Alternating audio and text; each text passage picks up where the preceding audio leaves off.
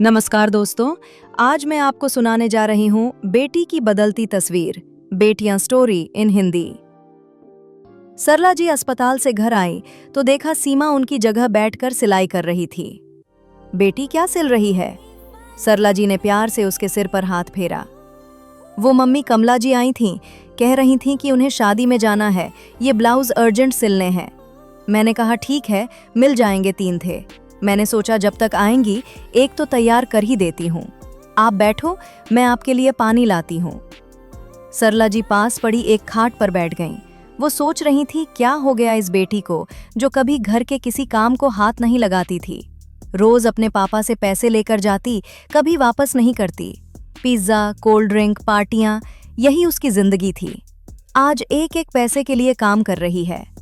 तभी सीमा पानी ले आई। मम्मी पाप अब कैसे हैं? डॉक्टर ने कुछ बताया या नहीं? बेटी, डॉक्टर तो बस एक ही बात कह रहे हैं कि वे कोमा में हैं। पता नहीं कब होश आएगा। भगवान जाने आगे क्या होगा। काश उस दिन उनका एक्सीडेंट न हुआ होता। एक एक्सीडेंट ने हमारी सारी खुशियां छीन ली हैं।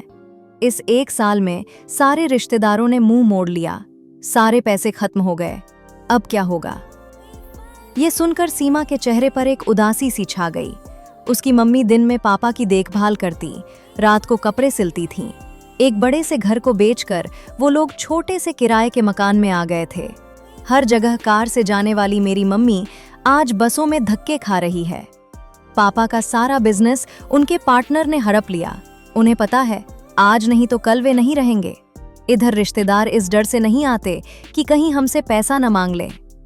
कुछ देर सब सोचने के बाद उसने अपने आप को संभाला और मम्मी से बोली, मम्मी तुम चिंता मत करो, पापा ठीक होकर आएंगे तो सब ठीक कर देंगे, सब पहले जैसा हो जाएगा।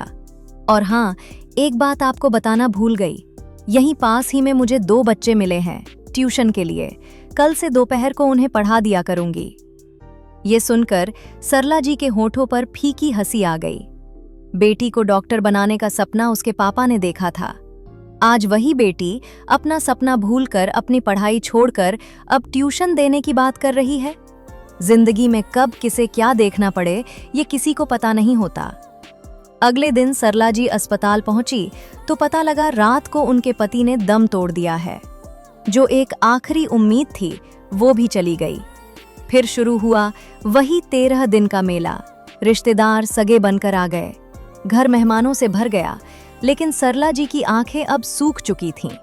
उन्हें सबसे नफरत थी क्योंकि उन्हें पता था 13 दिन बाद वे नजर भी नहीं आएंगे।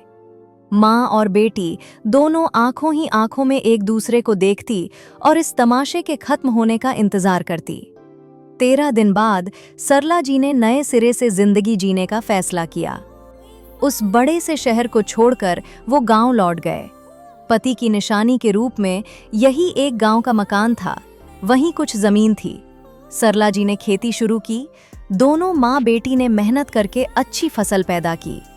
कुछ दिन बाद जब पैसे आने लगे तो उन्होंने खेत पर मजदूर रख दिए। सरला अब गांव के बच्चों को पढ़ाती थी। कम खर्च में सुकून की जिंदगी बीत रही थी। सरला जी को एक तसल्ली और थी, गांव में ही कोई लड़का देखकर कम खर्च में सीमा की शादी हो जाएगी, क्योंकि यहाँ शहरों की तरह दिखावा नहीं होता।